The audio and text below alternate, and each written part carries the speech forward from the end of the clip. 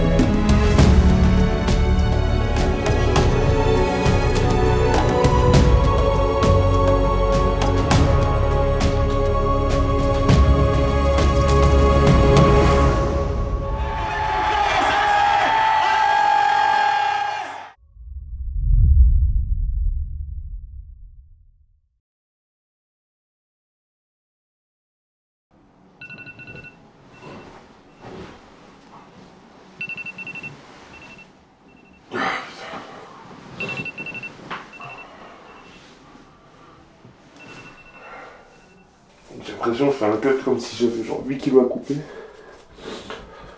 Alors que le frérot il a que 1 kilo quoi. Ah putain. Voilà. Écorché frère, tu connais. Voilà, c'est le moment du coup je vais me mettre tenue. Donc ce sera sur une autre plateforme.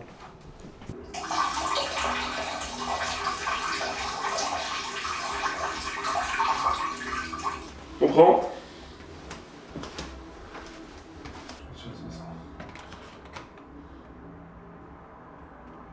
Ah, je suis quasiment à 400, c'est ce qui flanche.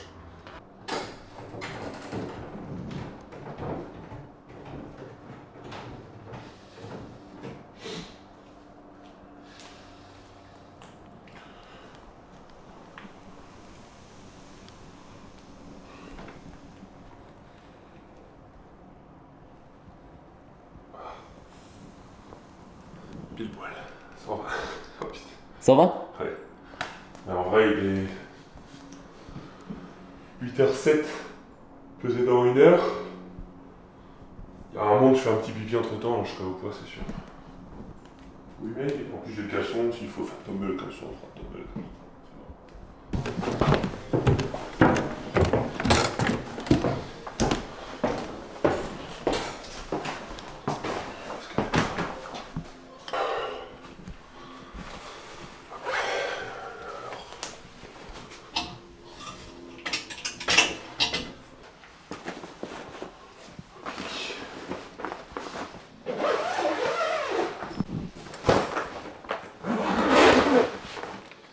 Franchement, je me sens bien, je me sens plus fatigué comme genre si je m'étais levé à 7h30 que je suis pas habitué, tu vois. Ouais.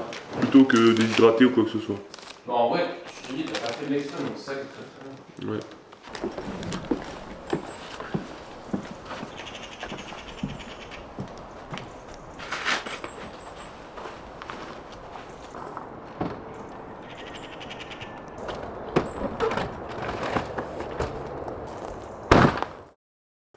Bon, ça y est, c'est le jour J, c'est Championnat de France Open 2024, auquel je participe pour la première fois. Comme vous pouvez voir, c'est la première fois que je fais une espèce de mini-cut. Je suis censé être pesé en dessous de 120 kg, ou en tout cas jusqu'à 120 kg. Tout au long de la saison, j'étais un petit peu au-dessus, mais j'étais pas genre à 126, 127 qui me forcerait à faire un water cut et tout un processus pour perdre encore plus de poids. Mais là, j'étais aux alentours de 121, 121,5, donc j'avais un petit kilo un peu relou à perdre, et c'est donc pour ça que j'ai dû passer une petite heure la veille de la compétition dans des couettes avec des petites chaufferettes pour vraiment essayer de monter ma chaleur corporelle au maximum et transpirer, et donc enlever un petit peu d'eau. Donc voilà, ça a été un peu une première expérience. C'était pas très compliqué, donc ça a été. J'arrive à me peser à 120 kg 1 heure avant la compétition, donc j'étais vraiment content. Pour revenir donc sur cette prépa, même si on a eu les 2 épisodes précédents, je suis objectivement conscient du fait que j'ai vraiment progressé. Et j'ai pas progressé uniquement sur mes perfs, j'ai aussi progressé sur mon approche sportive, la façon dans laquelle je m'implique dans mes entraînements, je vais être beaucoup plus consciencieux. Je dirais que je me suis beaucoup astagi, et je pense que c'est quelque chose qui m'aide et qui m'apprend énormément. Je pense que ça a été la prépa la plus fructueuse, si je puis dire, pour moi. Et j'en suis très content. Voilà, j'arrive avec beaucoup d'envie. Je suis très impatient de monter sur le plateau. Je suis pas non plus ultra impatient au point de faire des erreurs, mais j'ai qu'une hâte. Et surtout, je suis confiant et j'y vais aussi pour prendre du plaisir, donc je pense que ça c'est important.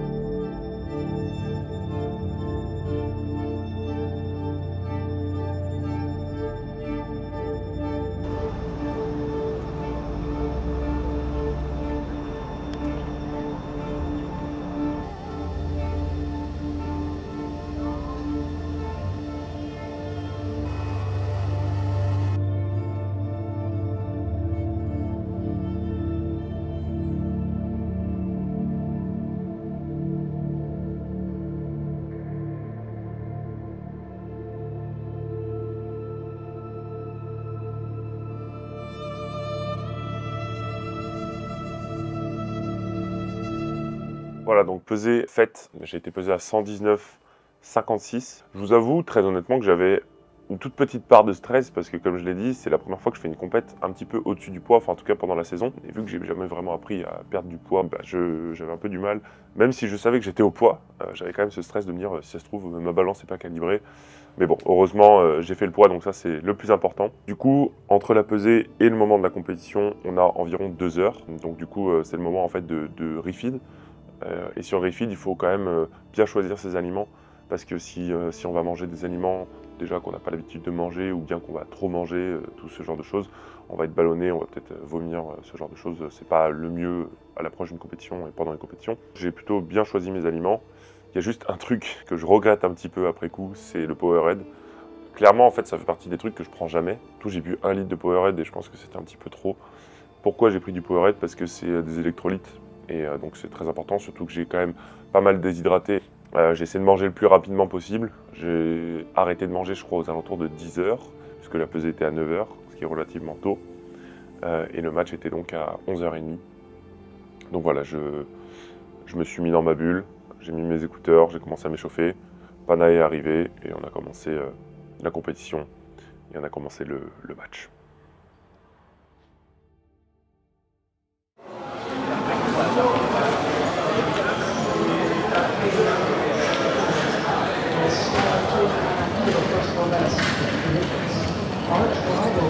During Singapore, those two have gone back and forth at the European World Scene.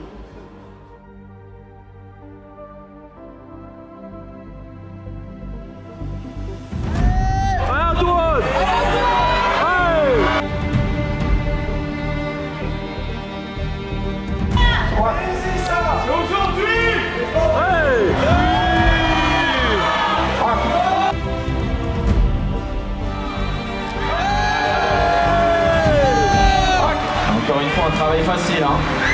Oh oui! Exécuté par Antoine Labarrébonne, 3 manches.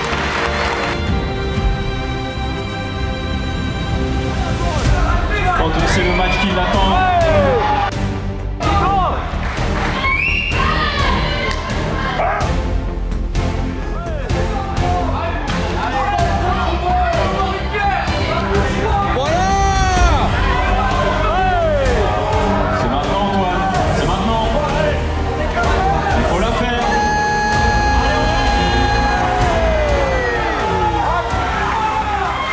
C'est très propre techniquement. Attendons tout de même de voir la décision arbitrale. La barre est bonne.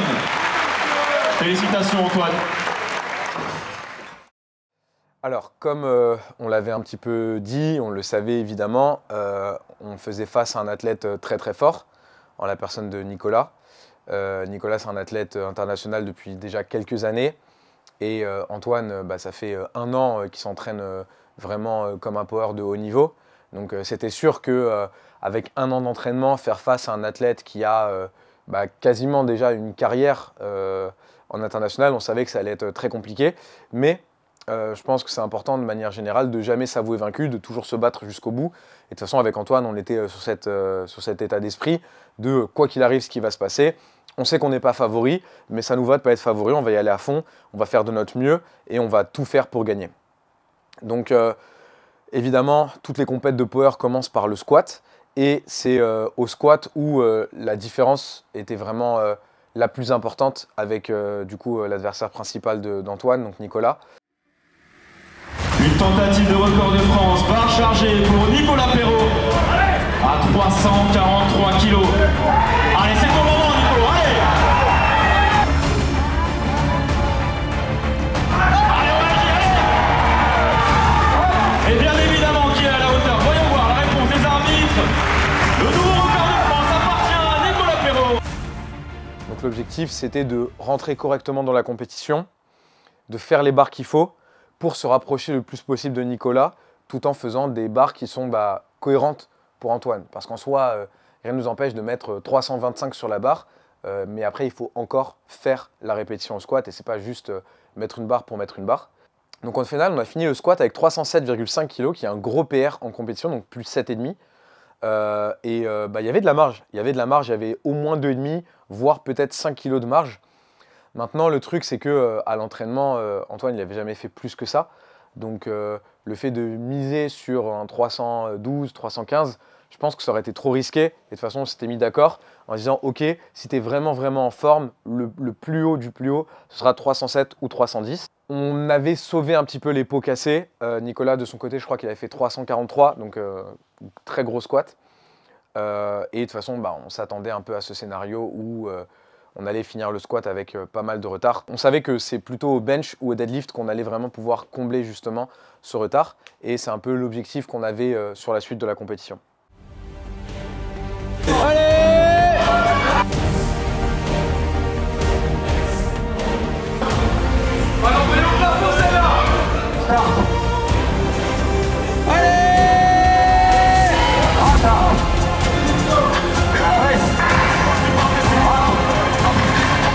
C'est facile pour Nicolas Perrault.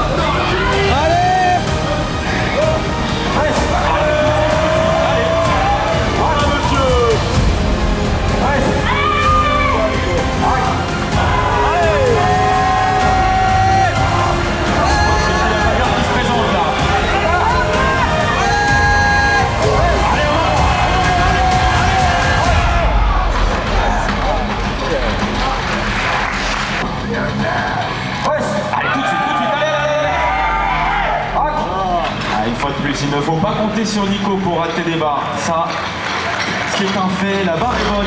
2 pour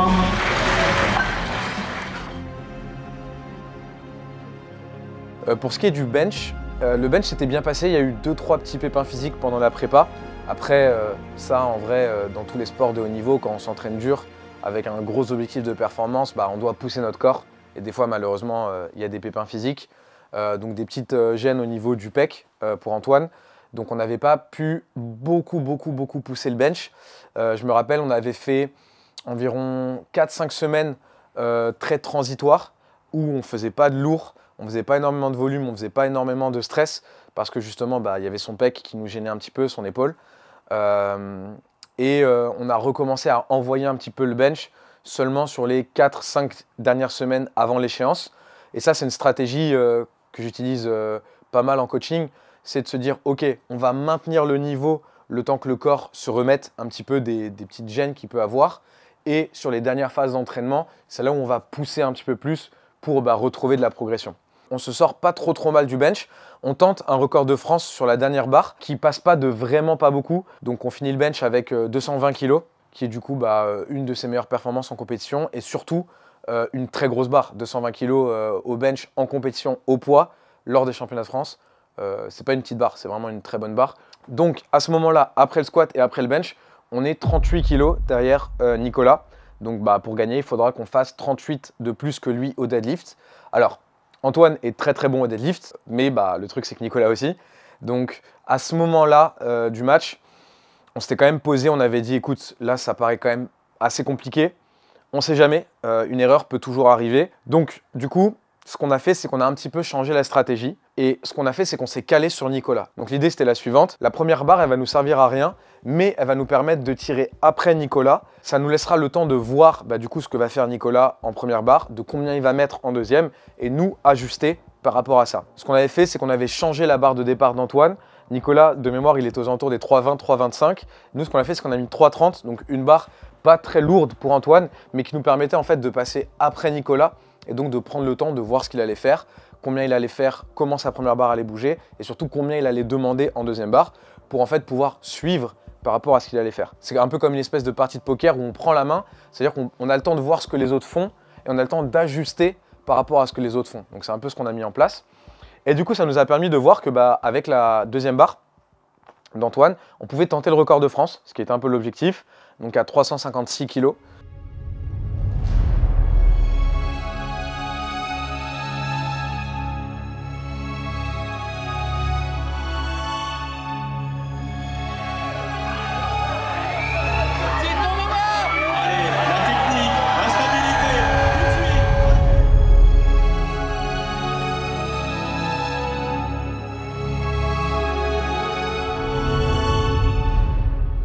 Techniquement, on a fait un peu le débrief ensemble pendant la compétition. Il avait un peu de mal à trouver sa technique habituelle, notamment la barre elle était un petit peu loin de lui. Et ça, au deadlift, c'est sûr que c'est un aspect qui complique un petit peu les choses pour soulever lourd évidemment. Donc on a un petit peu parlé et par rapport à ça, moi, avec le fait que je suis Antoine depuis maintenant quelques années, que je connais assez bien ses mouvements, assez bien son deadlift, je ne pensais pas qu'il y avait beaucoup plus que ça. Quelques semaines, quelques mois auparavant, il avait passé 370 kg, mais c'était dans un contexte complètement différent. Il n'y avait pas de squat avant, il n'y avait pas de bench avant, il n'y avait pas de pesée, il n'y avait pas de concurrence. C'était juste pour le plaisir. Là, tous les facteurs que je viens d'énoncer sont des facteurs qui changent complètement la donne.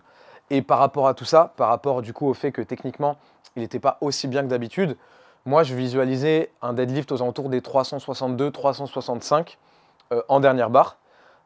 Et à ce moment-là, on savait que la bataille pour la première place, elle était perdue. Nicolas avait pris trop d'avance et que c'était impossible qu'on le rattrape. En gros, pour le rattraper, il aurait fallu 385, 90, quelque chose comme ça, sur la deuxième barre seulement. Malheureusement, c'était un peu trop court pour cette année. Donc on met une troisième barre juste pour gonfler le total d'Antoine, pour faire 890 kg.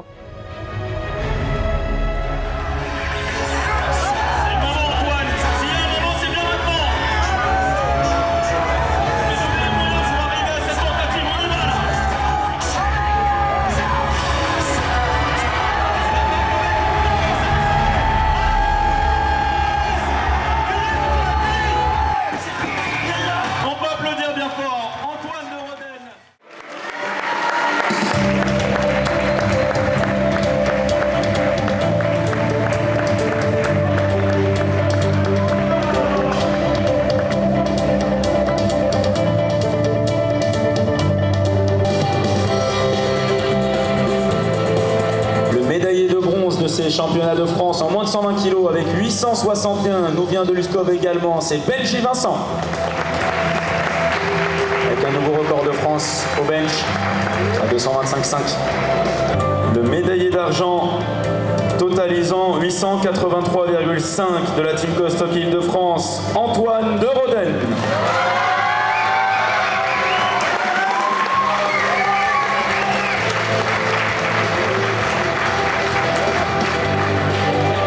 Cette année, le champion de France avec 935,5, un nouveau record au total et au terre, c'est Nicolas Perrault du Ragnarok Gym.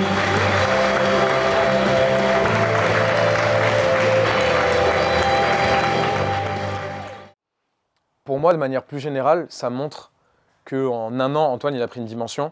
Parce qu'il y a un an, il n'y aurait pas eu ne serait-ce que l'ombre d'un match contre Nicolas. Et là, il y a eu un match. Alors bon, le match n'était pas aussi proche qu'on aurait voulu qu'il le soit, mais il y a eu un match. À la moindre erreur, on était présent pour prendre la première place. Mais en tout cas, personnellement, je suis vraiment très content, très fier de cette compétition, du parcours d'Antoine. C'est une défaite que j'ai vécue avec lui, c'est une défaite que je vis encore avec lui. Ça fait chier, pour parler un peu franchement, pour parler un peu français. Mais c'est parce que ça fait chier, c'est parce que ça fait mal, c'est parce que c'est un sentiment horrible, la défaite, qu'on trouve en nous la force d'avancer, de progresser. Et là, c'est pas juste de devenir plus fort, c'est de devenir beaucoup plus fort. Parce qu'au final, Nicolas, il me semble qu'il sort quand même un total à 935, donc c'est un très très gros total. Pour battre 935 de total, ça va demander encore beaucoup de travail, mais je sais qu'Antoine est prêt et moi aussi de mon côté, je suis prêt à l'accompagner du mieux que je peux pour aller chercher ce total et prendre une douce revanche l'année prochaine.